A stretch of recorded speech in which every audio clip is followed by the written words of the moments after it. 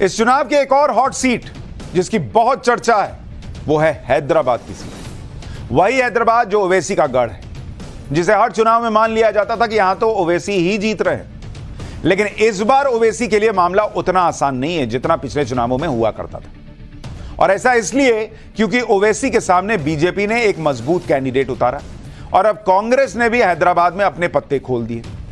कांग्रेस ने हैदराबाद में मोहम्मद वलीउल्लाह समीर को कैंडिडेट घोषित कर दिया।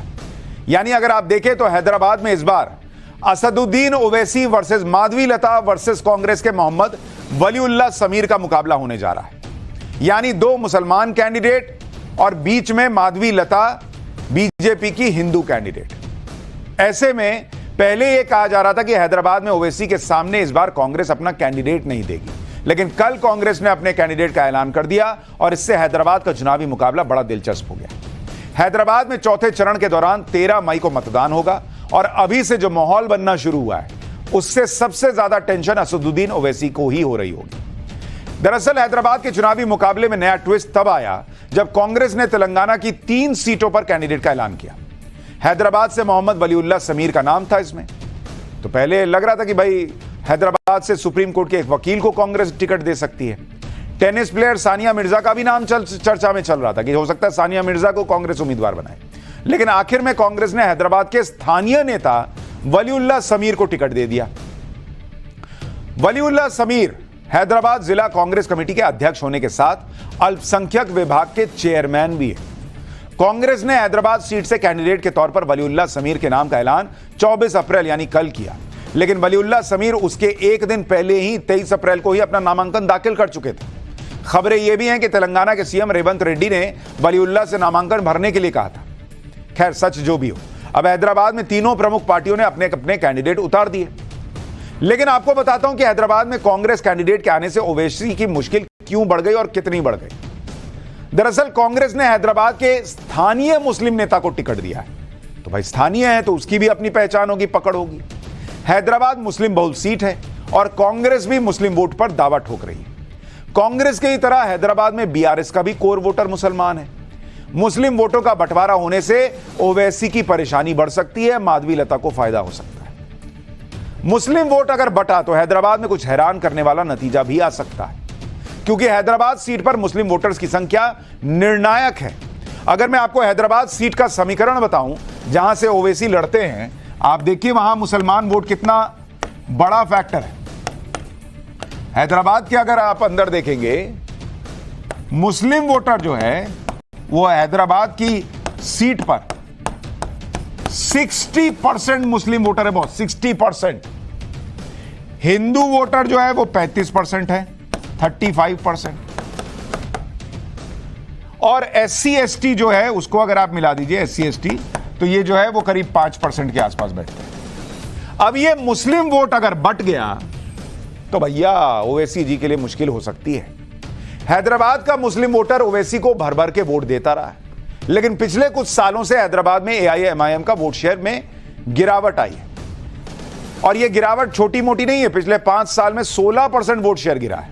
2019 लोकसभा चुनाव में एआईएमआईएम को 59% वोट मिले थे, जबकि 2023 के विधानसभा चुनाव में 43% यानी 16% का वोट शेयर गिर गया। हैदराबाद में ओवैसी की परेशानी की और भी वजह है, क्योंकि कांग्रेस और केसीआर की पार्टी बीआरएस के साथ बीएसपी भी मैदान में है।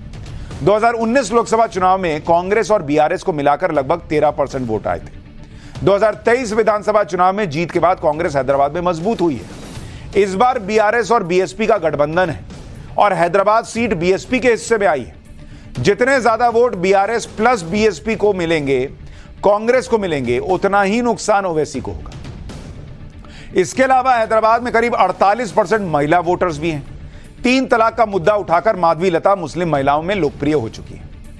यानी बीआरएस, बीएसपी और कांग्रेस ओवैसी को वोट बैंक पर सेंध लगाएंगे। इसका सीधा नुकसान ओवैसी को होगा, इसलिए ओवैसी की राह इस बार आसान नहीं दिख रही। इतना ही नहीं, आपको याद होगा 5.5 लाख के करीब जो फर्जी वोट हटाए गए, वो भी तो गिनिए, वो भी तो गायब हो गए। इसी टेंशन में ओवैसी ने हैदराबाद सीट पर अपने साथ अपने भाई अकबरुद्दीन ओवैसी का भी नामांकन दाखिल करवा दिया। यह तस्वीर देखिए, असदुद्दीन और अकबरुद्दीन ओवैसी दोनों ने हैदराबाद सीट के लिए नामांकन दाखिल किया है।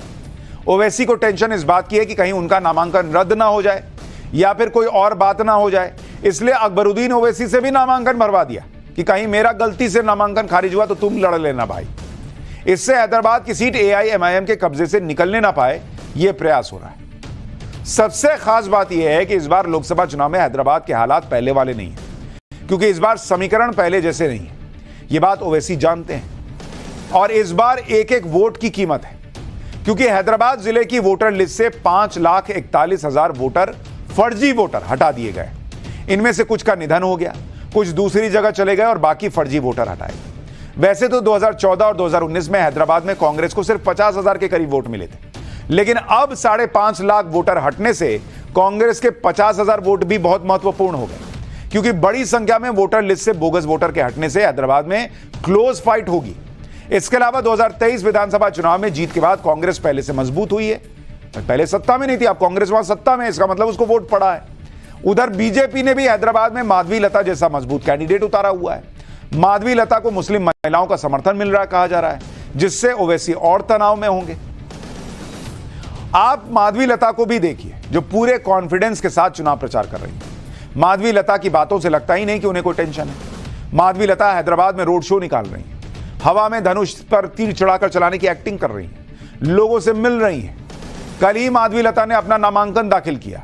नामांकन दाखिल करने से पहले माधवी लता ने भाग्य लक्ष्मी मंदिर में दर्शन किए और उसके बाद कहा कि उनका नामांकन हैदराबाद की जनता के लिए दर्द निवारण की तरह है। हैदराबाद को ओवैसी ने जो दर्द दिए हैं उससे आजादी मिलेगी और कमल की जीत होगी। एक बार सुनिए माधवी लता को, उनके नामांकन फॉर्म से जुड़ा हुआ बड़ा खुलासा भी हुआ है, वो उसके बाद बताता हूं। मेरा नॉमिनेशन दर्द निवारण है। दर्द देने वाले तो मुहूर्त देके दर्द नहीं दे रहे, तो दर्द निवारण के लिए मैं क्या मुहूर्त ले लूं? जिस दिन भाग्य लक्ष्मी के पास आ गए, बस भाग्य से भर गई। ये जो कंवल मिल गया उनके पास से, तो कंवल जीत गए। जब असदुद्दीन खुद के कौम को बर्बादी के ऊपर लेके जाते हुए ये एक बार भी नहीं सोचे कि प्रधानमंत्री जी जो इतने योजनाएं लेके आए हैं, बताइए कौन से योजना पर हिंदू मुसलमान लिखा हुआ है? बताइए। 2 टर्म से प्रधानमंत्री सबको साथ लेके निकल रहे हैं। अरे असदुद्दीन अकबरुद्दीन जैसे लोगों को तो मुंह बंद करवा देना चाहिए। हैदराबाद में ओवैसी अगर ताकतवर है और पैसे वाले हैं तो माधवी लता भी कुछ कम नहीं। माधवी लता ने नामांकन फॉर्म में जो एफिडेविट लगाया है उससे पता चलता है कि माधवी लता तेलंगाना के सबसे अमीर उम्मीदवारों में से एक है। माधवी लता के पास 221 करोड़ रुपए की पारिवारिक संपत्ति है। माधवी लता और उनके पति के पास 165 करोड़ 46 लाख रुपए की चल संपत्ति है और 55 करोड़ 91 लाख रुपए की अचल संपत्ति। माधवी लता ने 25 करोड़ 20 लाख रुपए अलग अलग कंपनियों में निवेश किए हुए हैं। माधवी लता के पास 3 करोड़ 78 लाख रुपए के सोने के गहने भी हैं। माधवी लता पर करीब 90 लाख रुपए का कर्ज भी है। यह उन्होंने अपने चुनावी हलफनामे में खुद बताया हुआ है।